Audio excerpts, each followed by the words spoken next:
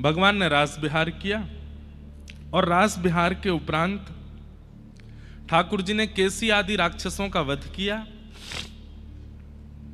नारद जी ने जाकर के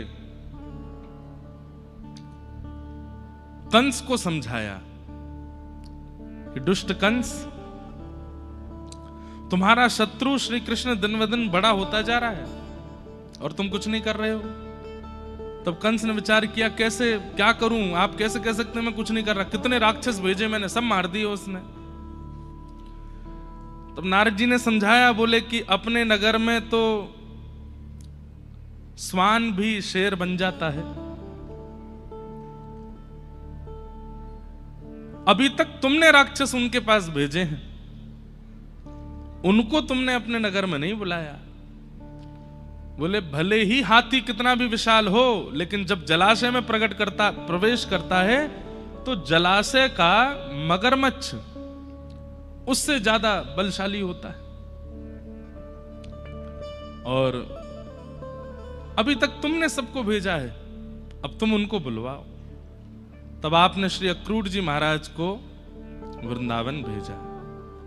अक्रूर जी महाराज वृंदावन गए। वृंदावन जाकर के नंद बाबा, यशोदा मैया सबसे अनुग्रह किया कि कंस ने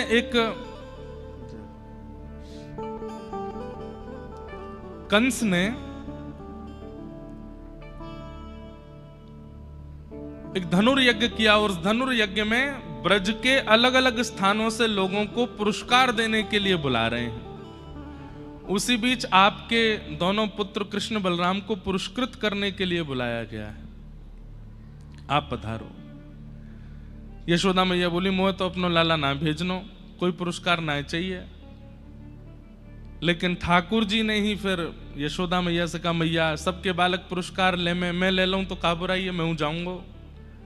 और सब बातें हुई, बहुत रोई यशोदा मैया, सब ब्रजवासी भी बड़े व्याकुल हो गए। ठाकुर जी ने सबको आश्वासन दिया, मैं परसों आ जाऊंगा, तुम चिंता मत करो। और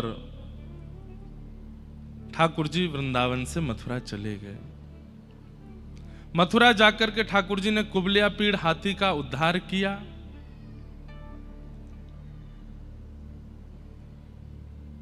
कुबलिया पीड़ हाथी का उद्धार किया, कुब्जा का उद्धार किया।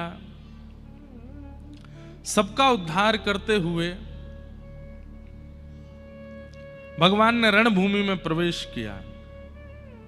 अब आप देखेंगे कि वृंदावन के श्री कृष्ण का जो स्वरूप था और अब जो कथा में स्वरूप आएगा, उनमें आपको थोड़ा अंतर लगेगा।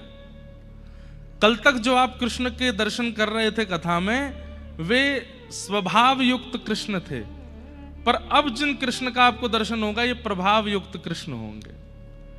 वृंदावन के बाहर ठाकुर जी अपने प्रभाव में आ जाते हैं, वृंदावन में ठाकुर जी स्वभाव। ये देखो हर व्यक्ति करता है, घर में व्यक्ति प्रभाव नहीं दिखाता। मेरी नेताजी से पहुंच है, मेरी उनसे पहुंच है, मैं यहां जाता हूं, मैं वहां जाता हूं, मैं ऐसा करता हूं, मैं वैसा करता हूं, ये सब बाहर करता है व्यक्ति। अपने बच्चे पत्नी के आगे थोड़ी बोलता है। बेटी से कहा, बेटी पानी दे दे, अब बेटी ने थोड़ी देरी कर दी, अरे रुक जा, तेरी अभी विधायक जी से शिकायत करता हूं, ऐसे थोड़ी होता है। घर में थोड़ी करता है वो। प्रभाव की बातें बाहर, स्वभाव की बातें भीतर। भगवान श्री कृष्ण, अब कोई बुरा माने तो मान जाए, पर वृंदावन के बाहर जहां कहीं भी कृष्ण विराजे, प्रभाव से विराजे। स्वभाव वाले तो वृंदावन में ही है, स्वभाव तो उनका श्री वृंदावन में ही प्रकट होता है।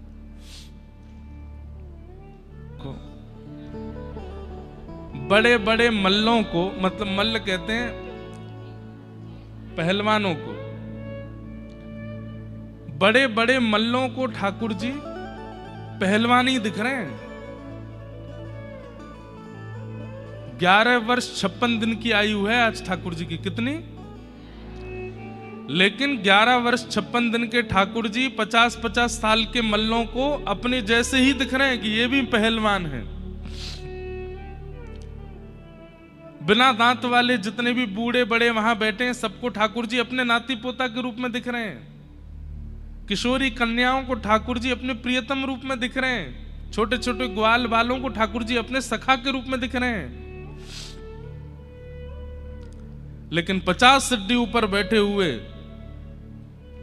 कंस को ठाकुर जी अपनी मृत्यु के रूप में दिख रहे हैं। भगवान की सुंदरता का इतना वर्णन किया गया भागवत जी में, रामायण में राम जी का, लेकिन दुर्भाग्य देखो कंस को इतने सुंदर श्री कृष्ण में भी मृत्यु दिख रही है, और रावण को प्रभु श्री राम में अपनी मृत्यु का दर्शन होता है। इतने सुंदर ठाकुर जी होते हुए भी उनको सुंदर दिखाई नहीं दिए। इसका अभिप्राय क्या है?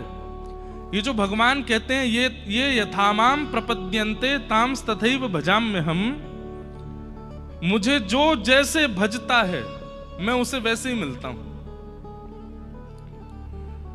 आपने ठाकुर जी को केवल देने वाला समझ रखा है, विपत्ति आएंगी तो देंगे, कि पैसे घट जाएंगे तो देंगे, तो ठाकुर जी आपके सामने सेठ साहूकार से ही आएंगे। आपने ठाकुर जी को काल रूप मान रखा है कि मैं कुछ भी गलत करूंगा तो दंड देने का अधिकार ठाकुर जी का है, वो ऐसा कर देंगे वो ऐसा कर देंगे, तो ठाकुर जी आपके लिए दंड पानी बन करके आएंगे। लेकिन आपका ठाकुर जी के प्रति वात्सल्य भाव है, वो तो नेक्स्ट से लाला है। गुजराती में एक पद गाती हैं मीराबाई, कानूडो सुजाने मारी प्रीत। किसी ने मीराबाई से कहा कि हे मीराबाई, अच्छा मीराबाई की एक बात देखेंगे आप, उनके पद मारवाड़ी में मिलेंगे, उनके पद गुजराती में मिलेंगे और उनके पद हिंदी में भी, क्योंकि बाईसा राजस्थान में रही, फिर वृंदावन में भी रही और फिर गुजरात में रही, तीनों भाषा में। मीराबाई कहती हैं कि कानूड़ा कन्हैया मेरी प्रीत कैसे समझेगा? क्यों? बोले वो तो छोटा सा लाला है ना, और छोटे से लाला को क्या पता होता है। अब माँ कितना भी प्रेम करे, कितना भी दुलार करे, बालक की कभी मूड में आ जाती है तो अपने छोटे छोटे नाखून से ऐसे मार भी देता है। अब उस समय माँ उसको कहे अरे समझता नहीं, इतनी जोर से लगा दी। अब छोटा बच्चा क्या जाने कि इससे लगती है। कई बार बच्चे थोड़े हाथ पांव चलाना शुरू कर देते हैं तो पिताजी में ही धर देते हैं जोर से। अब उस समय पिता अगर गुस्सा करे तो ये पिता की गलती है, भाई वो बालक है। मीराबाई वही कहती हैं कि किसी ने कहा तुम इतना प्रेम करती हो, इतने पद गाती हो, इतना नाचती हो, इतना घूमती हो, इतना रोती हो, और फिर भी कन्हैया आते नहीं। तब बाई सा कहती हैं उनको दोष मत दो, छोटे लाला है ना, वो क्या जानेंगे कि मैं कितना प्रेम करती हूं। ये तो मेरा स्वभाव है कि मैं प्रेम करूं। सबको ठाकुर जी अलग अलग रूप में दिख रहे हैं, और इससे ये बात सिद्ध होती है कि आप जैसा विचार करते हैं ठाकुर जी वैसे ही दिखेंगे। किसी ने कहा ठाकुर जी का रूप कैसा है? बोले जैसा बना लो वैसा है, जैसा आप चाहोगे वैसे हैं ठाकुर जी। पंढरपुर चले जाओ तो वही ठाकुर जी ऐसे खड़े हैं, नाथ द्वार चले जाओ तो वही ऐसे खड़े हैं, वृंदावन चले जाओ तो वही ऐसे खड़े हैं, तिरुपति वेंकटेश भगवान का दर्शन करने चले जाओ तो वहां ऐसे खड़े हैं, द्वारिकाधीश चले जाओ तो वहां ऐसे खड़े हैं, बद्रीनाथ चले जाओ तो वहां तपस्या में बैठे हैं, उडुपी दक्षिण भारत में उडुपी कृष्ण के दर्शन करने जाओ तो वहां ठाकुर जी ऐसा सुना हमने कि ऐसे हाथ में मक्खन है चन क्या है, मैंने दर्शन नहीं किए, हमने किए हैं गुरुवायूर भगवान, वहां पे भी छोटे से गोपाल जी हैं, ऐसे टेढ़े मेढ़े से होके खड़े हैं, हाथ में सुंदर मक्खन ले रखा है, चंदन का श्रृंगार होता है वहां पे, बहुत सुंदर दर्शन है। पद्मनाभ चले जाओ तो वहां लेटे हुए हैं आसन पर, जगन्नाथपुरी चले जाओ तो वहां पर भुजा आगे करके पिघले हुए हाथ हैं। गोस्वामी तुलसीदास जी महाराज दर्शन करने गए, जगन्नाथ जी को देखते ही रोने लगे और तुरंत भागे मंदिर से। किसी ने पूछा आप क्यों जा रहे हैं? बोले कि मैंने ऐसे परमात्मा का तो चिंतन कभी नहीं किया था, इनके हाथ नहीं है, इनके पैर नहीं है, इनका मुख नहीं है, मैं कैसे देख सकता हूं इनको? कहा मैं अपनी स्तुतियों में गाता हूं, नव कंज लोचन कंज मुख कर कंज पद कंजारुण। कंज मतलब कमल, नव कंज लोचन, ठाकुर जी के नेत्र कैसे? बोले कंज यानी कमल जैसे, नव कंज लोचन, कंज मुख कर कंज पद कंजारुण।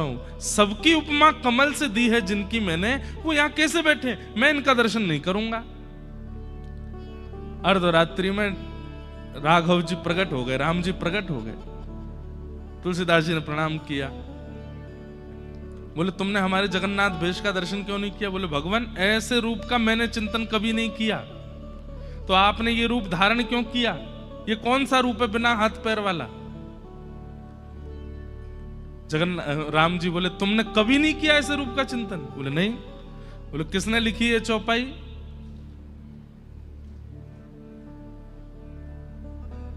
कैसे है, मैं तो भूल गया। निज कर कर्म करहु विधि नाना, बिन पग चलहि सुनहि बिन काना।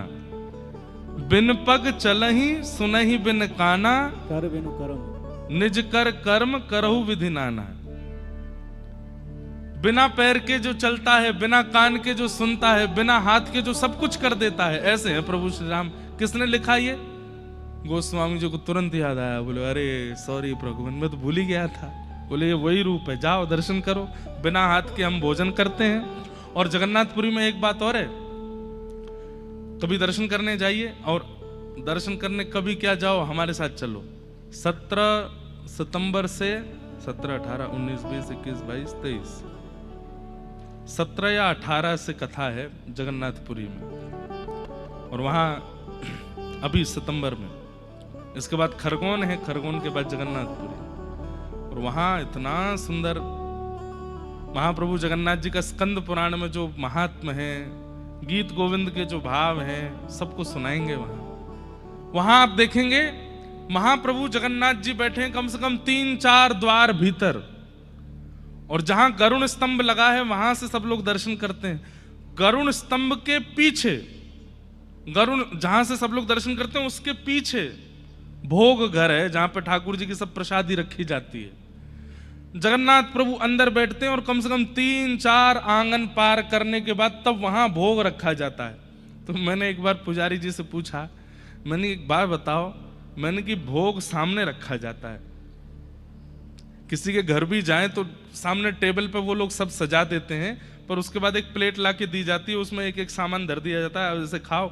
ऐसे कौन खाता है? कितना अजीब लगता होगा। बोले कि यहाँ यही है कि महाप्रभु जगन्नाथ जी अपनी आजान बाहु कर लेते हैं और फिर ऐसे खाते हैं, दूर से ही आंगन से ले ले करके सब पाते हैं। उतनी देर बीच में जाने का किसी को अनुमति नहीं है। 5-6 आंगन छोड़ के भोग रखा जाता है, आजान बाहु होकर के ठाकुर जी पाते हैं। तो जैसी आपकी भावना वैसे ठाकुर जी हो जाते हैं। इसलिए भावना शुद्ध रखो। कंस की भावना में वो मृत्यु स्वरूप हैं, तो अत्यंत सुंदर श्याम सुंदर भी उसको मृत्यु के जैसे दिखाई दे रहे हैं। जिन श्री कृष्ण को देख करके गोपियां कहती हैं अक्षणवताम फलमिदम न परम विदाम, और उन श्री कृष्ण को कंस देख करके घबरा रहा है। ये कैसे हो सकता है? अरे स्पष्ट है, नृसिंह बन करके भगवान आए, हिरण्यकश्यप व्याकुल हो गया देख करके, लेकिन प्रहलाद जी भयभीति नहीं हुई। लक्ष्मी डर के भाग गई, सब देवता डर के भागे, पर प्रहलाद जी को भय नहीं लगा। क्यों? क्योंकि चित्त में जो भावना है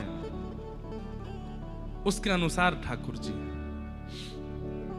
मुझे तो कभी कभी लगता है राधा रमण जी हमको काले दिखते हैं, बिहारी जी हमको काले दिखते हैं, राधा वल्लभ जी हमको काले दिखते हैं। ये जब तक काले दिख रहे हैं समझो अभी तक हमारे चित्त में भक्ति प्रकट नहीं भई। जिस दिन ये नीले नीले दिखने लग जाएं समझो कि अब प्रेम प्रकट हुआ है, अब हमारा चित्त शुद्ध हुआ है। क्योंकि ठाकुर जी कारे थोड़े हैं, ठाकुर जी सांवरे हैं, ठाकुर जी नीलमणि हैं।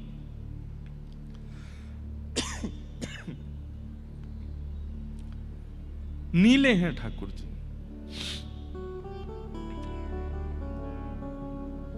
भगवान ने मल्लों के साथ युद्ध किया, 50 सीढ़ियों ऊपर छलांग मार करके दोनों भुजाओं से कंस को उठा करके पृथ्वी में जैसे ही पटका, प्राण निकल गए और पूरे मथुरावासी आनंद करने लगे, उत्सव मनाने लगे। कंस को मार दिया भगवान ने। बोलो कंस मर्दन भगवान की।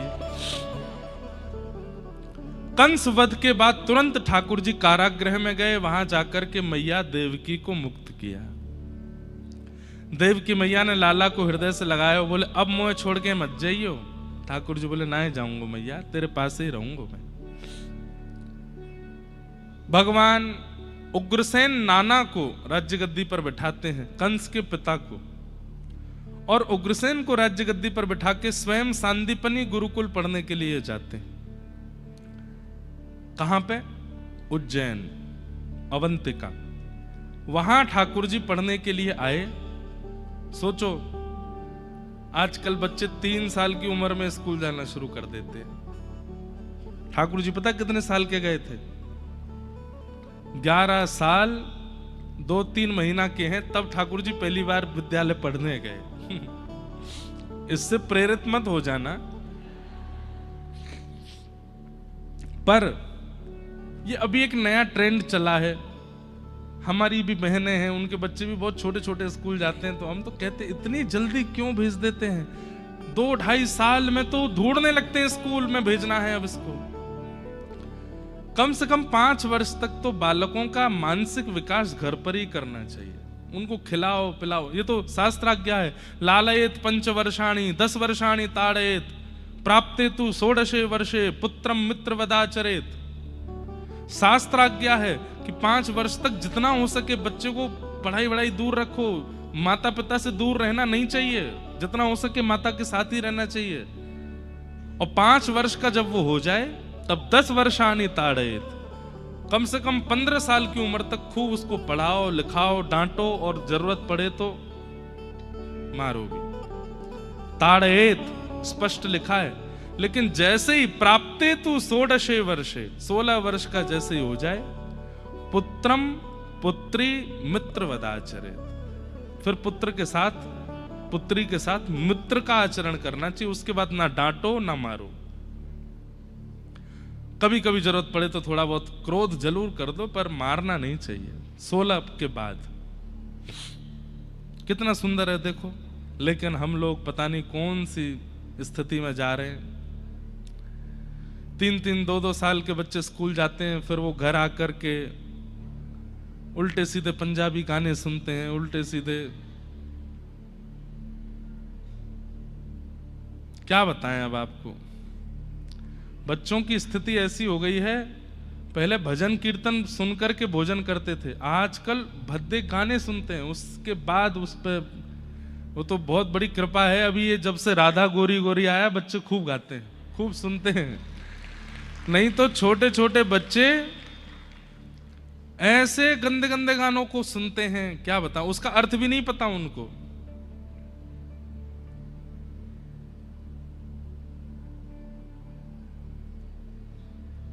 हम तो यहां मंच से बता भी नहीं सकते कैसे गाने, छोड़ो। पर आप लोग विचार कीजिए, छोटे छोटे बच्चों को कथाएं सुनाओ, लीलाएं सुनाओ, कीर्तन सुनाओ, भजन सुनाओ, उसका आदि बनाओ उनको। तो भगवान 11 वर्ष कुछ महीने की अवस्था में सांदीपनी उपाध्याय जी के यहां पढ़ने के लिए आए। उपाध्याय किनको कहते हैं? जिनके समीप जाकर के अध्ययन करने का सौभाग्य भगवान को भी प्राप्त हुआ, उन्हें उपाध्याय कहते हैं। सांदीपनी उपाध्याय जी के यहां जाकर के भगवान ने अध्ययन किया, और वहां ठाकुर जी को अपने परम सखा मिले, जिनका नाम था सुदामा। बचपन में जो ठाकुर जी के सखा उनका नाम श्री दामा है, और ये ठाकुर जी के मित्र सुदामा है। कुछ वर्ष वहां अध्ययन करने के बाद ठाकुर जी वापस मथुरा आए। जैसे ही मथुरा में प्रवेश किया, हाथी घोड़ा महाराज, खूब सारी पुष्प वर्षा हो रही है, लाखों की तादाद में मथुरावासी खड़े हैं। राजा धीराज वसुदेव नंदन देव की नंदन गौ ब्राह्मण प्रतिपालक श्री कृष्णचंद्र महाराज की जय हो। लेकिन ये स्वर ठाकुर जी को अच्छे नहीं लग रहे। ठाकुर जी कह रहे हैं, यशोदा मैया कहती कान्हा, तनुआ, गोपाल, गोविंद, एक एक शब्द के वो नाम कितने सुंदर लगते थे। अब कितना लंबा चौड़ा मेरा नाम हो गया है, और सब लोग पांव पूज रहे हैं। ठाकुर जी एक राजकुमार की तरह सुंदर वेशभूषा पहन करके, कहां वृंदावन में तो केवल कटकाचनी पहन करके ठाकुर जी घूमते थे। 2-4 माला गले में डाल ली, और वो भी नहीं मिलती तो ठाकुर जी वनमाली भेष करते थे अपने आप। कभी आम के पत्ते तोड़ लिए, कहीं से नीम के पत्ते तोड़ लिए, उनके गुच्छा बना करके यहाँ पहन लिए, कहीं जा करके खूब सारे पुष्प अलग अलग लेकर के अपने केश में गूंथ के यहाँ पहन लिए। कुछ बेल होती है ना ऐसे चढ़ जाती हैं जो ऊपर, उन बेलों को लेकर के अपनी कमर में कौंधरी बांध लेते, यहाँ पर बाजूबंद बांध लेते, यहाँ हाथ में पहन लेते। खूब सारी घास लगा लेते चारों तरफ और इधर, और फिर उसके बाद गैयाओं को बुलावे वाली जो श्रृंगी है वो बजाते, तो गैया पूंछ उठा के दौड़ के आती और ठाकुर जी मानो गैयाओं से कहते कि मैंने इतनी सारी हरी पत्ती लगा रखी हैं और कहां पाओगी, मेरे ऊपर तो चर ले। सब गैया ठाकुर जी के पीछे भागती। ठाकुर जी कभी टीला पे चढ़ गए, कभी पेड़ पे चढ़ गए, गैया सब चारों तरफ से घेर के खड़ी हैं। बीच में एक जगह ऐसी आवे, सब गाय घेर लेती हैं ठाकुर जी को। ठाकुर जी नीचे लेट जाते हैं। अब कोई पैरों में चाट रही है, कोई यहाँ से घास चाट रही है, कोई इधर चाट रही है, तो जब जीभ से चाटने तो ठाकुर जी को गुदगुदी होती है, जोर जोर से हंस के ठाकुर जी निकल के भागते हैं। ऊपर से नीचे तक गैया की जीभ के रसायन से अभिषेक हो जाता है ठाकुर जी का, और फिर ठाकुर जी अपना मुंह पहुंच करके फिर घूमते हैं। लेकिन अब राजा बन गए, राजकुमार हो गए। सोने की जूती पहनते हैं, जड़ाऊ सोने के पटके पहनते हैं, सुंदर धोती पहनते हैं, राजा धीराज कहकर के सब स्वागत करते हैं। ठाकुर जी को ये भाता नहीं। वापस लौट करके ठाकुर जी जब आए, देवकी मैया ने अपनी गोद में बिठा लियो, मेरो लाला जन्म लेती चलो गो वृंदावन, माते आयो चलो गो विद्यालय, अब मुझे छोड़ के मत जाइयो कहीं भी। ठाकुर जी बोले ना मैया अब नहीं जाऊंगा। लेकिन देवकी मैया के इस अंक से लगते हैं, पर याद आ रही है यशोदा मैया की। अपने कक्ष में जाकर के उस खिड़की को खोलते हैं जहां से वृंदावन दिखाई देता है, और एक एक भाव का स्मरण करते हैं। बहुत रुदन करने लगे ठाकुर जी वृंदावन की याद में, तो मैया ने उद्धव से कहा तुम जाकर के समझाओ। और उद्धव जी जाकर के ठाकुर जी से कहते हैं नाथ आप क्यों ऐसे हो रहे हैं, आप परमात्मा हैं, आप ईश्वर हैं, आप भगवान हैं। ये मोह होना, आसक्ति होना, व्याकुल होना, ये मानवों का धर्म है। आप परमात्मा हैं, आप मुक्त रहते हैं, आप ऐसे क्यों हो रहे हैं। ठाकुर जी बोले उद्धव मैं ज्ञान के पाश में नहीं बंध सकता, मैं वैराग्य के पाश में नहीं बंध सकता, पर पता नहीं मुझे ऐसा लगता है मैं प्रेम के पाश में बंध जाता हूं। प्रेम की रस्सी मुझे बांध लेती है। उद्धव जी सुन के जोर से हंसने लगे, बोले ये सब क्या है, प्रेम व्रेम कुछ नहीं होता ठाकुर जी, आप कहां विचार कर रहे हैं।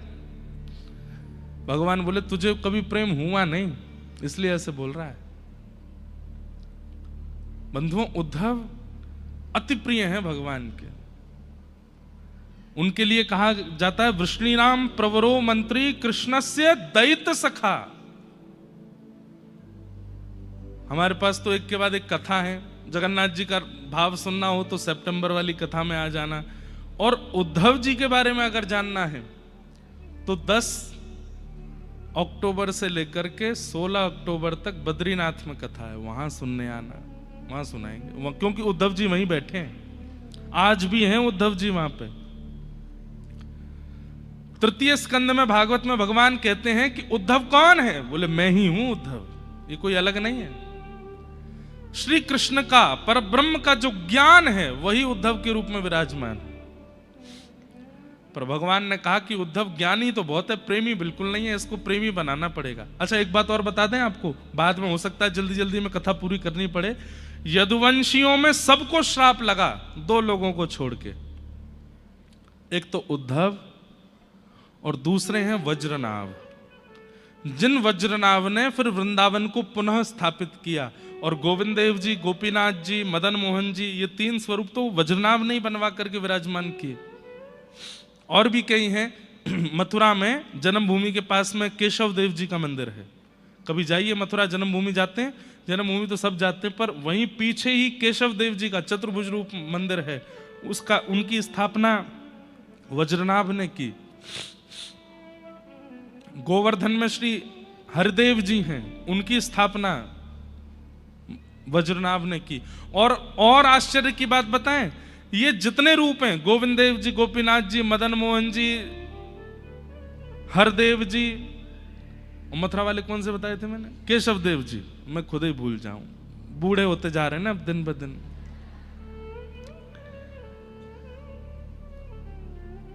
ये स्वरूप जो वज्रनाभ ने बनवाए हैं, तो जो स्वरूप का धातु है, वैसे तो वो ठाकुर जी हैं, पर वो धातु कौन सा है पता है? वो जो मूर्ति निर्माण हुई है, वो मूर्ति बनी किससे है? कंस के कारागृह में देव की मैया ने जिस शिला पर ठाकुर जी को जन्म दिया था, उसी शिला से ये मूर्तियां बनाई गई, उसी शिला से स्वरूप बनाए गए। फिर बाद में वज्रनाभ के बाद वो सब भूमिगत हो गए, तो फिर चैतन्य महाप्रभु के अनुयायी श्री रूप सनातन गोस्वामी दोनों वृंदावन आए। तब रूप गोस्वामी जी ने गोमा टीला से गोविंद देव जी को पुनः प्रकट किया, और फिर सनातन गोस्वामी जी ने मदन मोहन जी को प्राप्त किया, मधु पंडित जी ने गोपीनाथ जी को प्राप्त किया। इस प्रकार ये पुनः, तो दो लोगों को श्राप नहीं लगा था, एक तो वज्रनाभ और दूसरे उद्धव। क्यों नहीं लगा पता है? इन दोनों पर किशोरी जी की कृपा थी।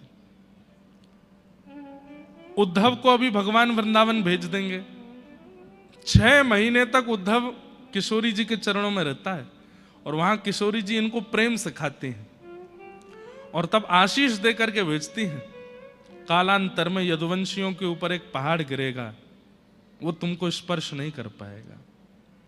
इसी कारण से उद्धव बच गए। फिर बाद में कथा आती है कि सूर्य ग्रहण के समय पर जब द्वारिका से सब लोग यहां पधारे कुरुक्षेत्र, तब वहां ब्रज से किशोरी जी भी गई थी। तब सारे द्वारिकावासी किशोरी जी का दर्शन करने के लिए गए, तो दूर बैठे थे वज्रनाभ। वज्रनाभ को जब किशोरी जी ने देखा, तो कौन है वज्रनाभ? भगवान के पुत्र, मतलब भगवान के नाती। वज्रनाभ को देख करके उनके शब्द, उनके मुखमंडल पर पता नहीं क्या किशोरी जी को ऐसा अनुभव हुआ, किशोरी जी ने उनको भी वहां आशीष दिया। यदुवंशियों के ऊपर जो एक ब्रह्म शाप लगेगा, उसका प्रभाव तुम पर नहीं होगा, क्योंकि ठाकुर जी के जाने के बाद सब ब्रजवासी भी अंतर्ध्यान हो जाएंगे। तब व्रज की रक्षा कौन करेगा? तो भगवान के किसी वंशज को करनी होगी, तो वो तुम करोगे। इसलिए वज्रनाभ और उद्धव, इन दोनों को शाप नहीं लगा। क्यों? दोनों पर किशोरी जी की कृपा थी। आज भगवान ने उद्धव से कहा, उद्धव एक काम कर, सामने वाला व्यक्ति हमें याद करता है, इसलिए हमें उसकी याद आती है। ये ब्रजवासी मुझे बहुत याद करते हैं, तू अगर जाकर के उनको समझा देगा और वो मुझे याद करना बंद कर देंगे, तो मुझे भी उनकी याद नहीं आएगी। उद्धव बोले, ये तो मेरे बाएं हाथ का खेल है, मैं जाकर के अभी समझा दूंगा। कब जाओगे? बोले अभी जाऊंगा। आओगे कब? बोले शाम तक आ जाऊंगा। भगवान बोले जाओ, लेकिन सुनो, ज्यादा ज्ञानियों वाली बात मत करना, ब्रजवासी बहुत भोले हैं, सीधी सीधी बात समझते हैं, वो सरल भाषा में बोलना, ज्यादा कठिन हिंदी मत बोलना, संस्कृत मत बोलना, वो समझ नहीं पाएंगे। उद्धव बोले आप मुझे मत समझाओ, बृहस्पति का शिष्य हूं मैं, सब जानता हूं। भगवान बोले बृहस्पति के शिष्य सब जानते हो, पर प्रेम की भाषा नहीं समझ आती सबको, इसलिए कह रहा हूं। उद्धव जी महाराज बोले मैं जाता हूं, और उद्धव जी वृंदावन गए। वृंदावन की स्थिति बताने योग्य तो है, पर बहुत समय लगेगा, और कथा भी करुण भाव में पहुंच जाती है। सबसे मिलकर के जब उद्धव जी किशोरी जी के पास गए, सब गोपियां और किशोरी जी बैठी, और उद्धव को देख करके थोड़ी देर वार्तालाप करने के बाद में कहती हैं, हे उद्धव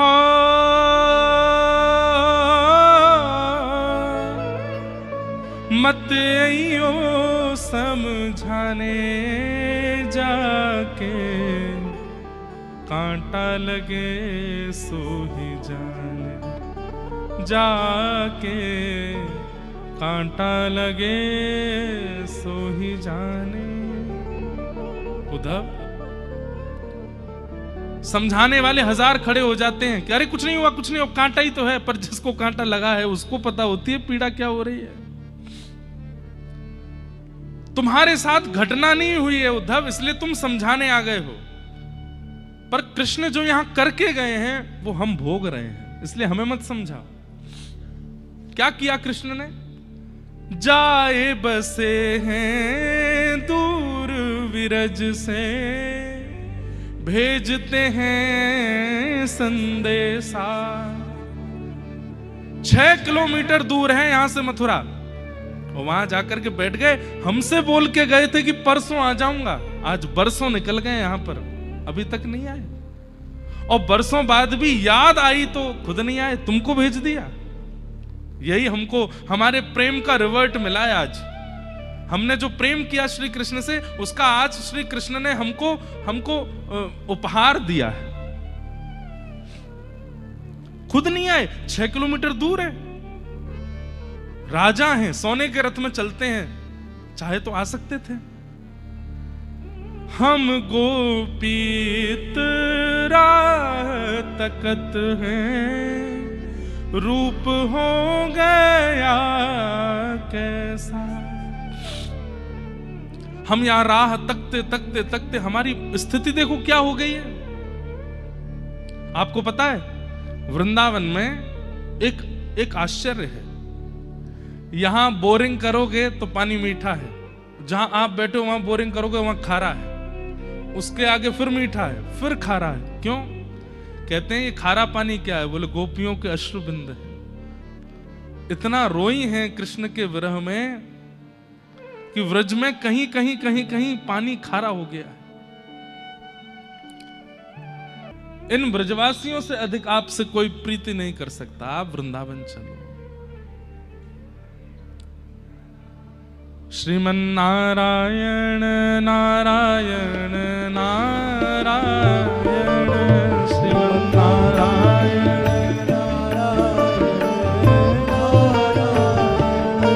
भजमन नारायण नारायण नारायण,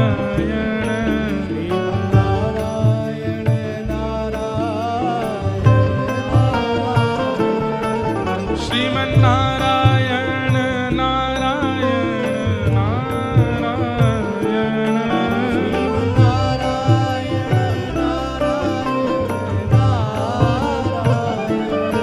भजमन नारायण नारायण नारायण, भजमन नारायण नारायण नारायण,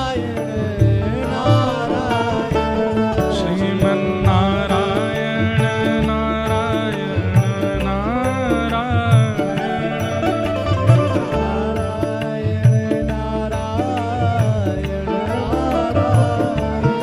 श्रीमन नारायण नारायण नारायण,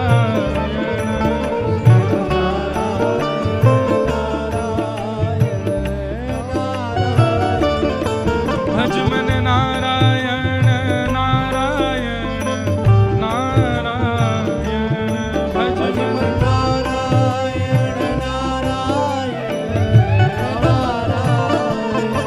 श्रीमन नारायण नारायण नारायण,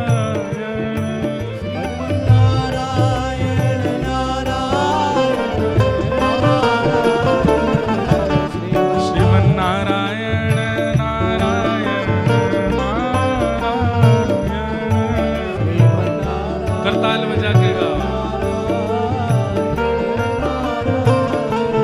भजमन नारायण नारायण नारायण, भजमन नारायण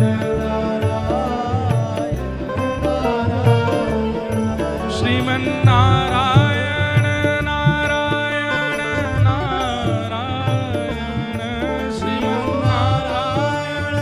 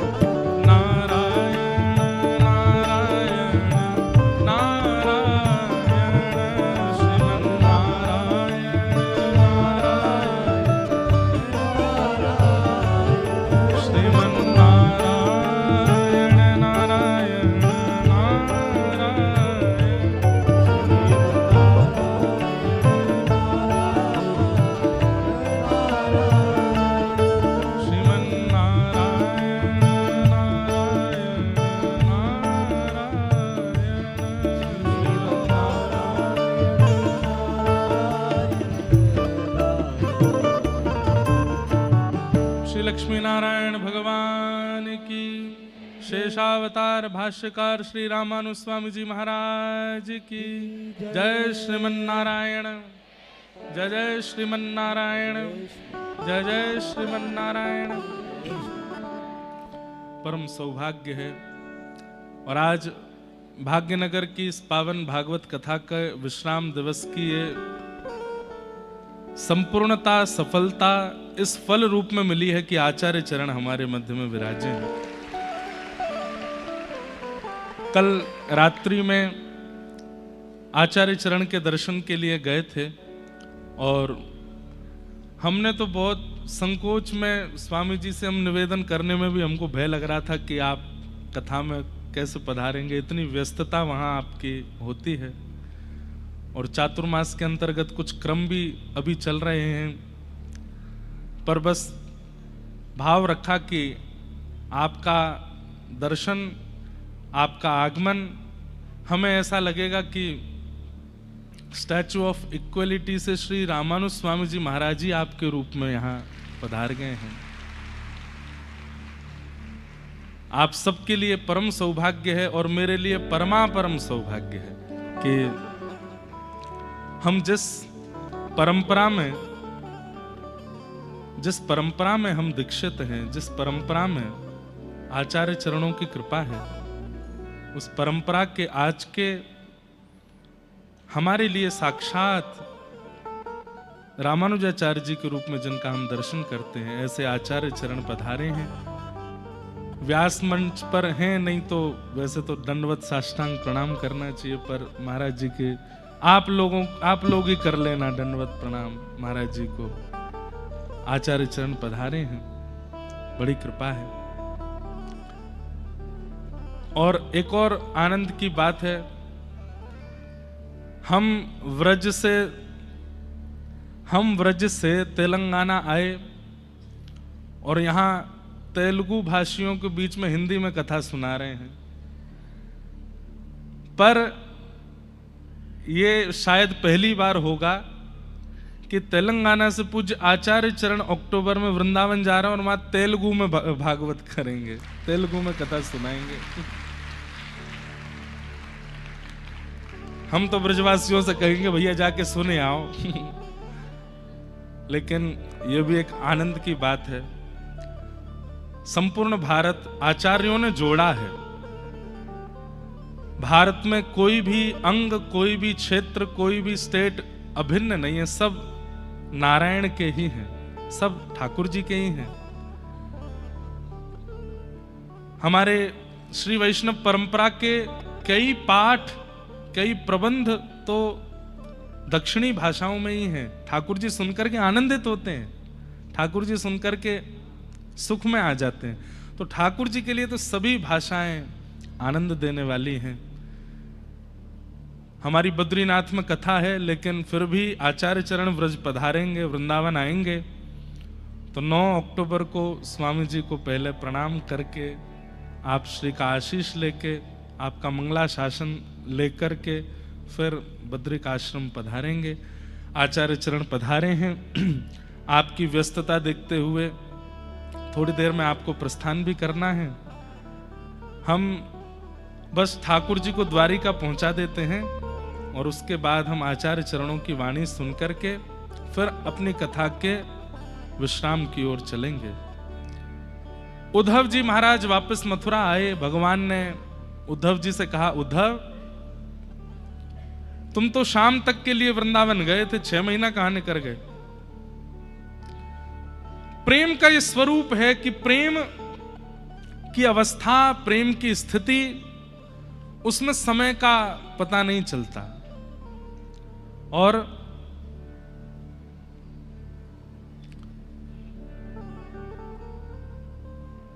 श्री उद्धव जी महाराज 6 महीने व्यतीत करके जब ठाकुर जी के सन्मुख आए तो ठाकुर जी बोले, व्रज मुझसे भिन्न नहीं है, ये तो तुम्हारे चित्त में प्रेम को स्थापित करना था, इसलिए मैंने वृंदावन भेजा, गोपियों के सन्मुख भेजा और संपूर्ण व्रज का वहीं दर्शन ठाकुर जी ने करा दिया, उद्धव जी को प्रेमी बनाया। आपको ज्ञानी बनना है, आपको विरक्त बनना है, वैरागी बनना है, आदि आदि जो कुछ भी बनना है तो बहुत स्थान है, पर प्रेमी बनना है तो उसके लिए केवल व्रज है, वृंदावन है। वृंदावन प्रेम प्रदान करता है।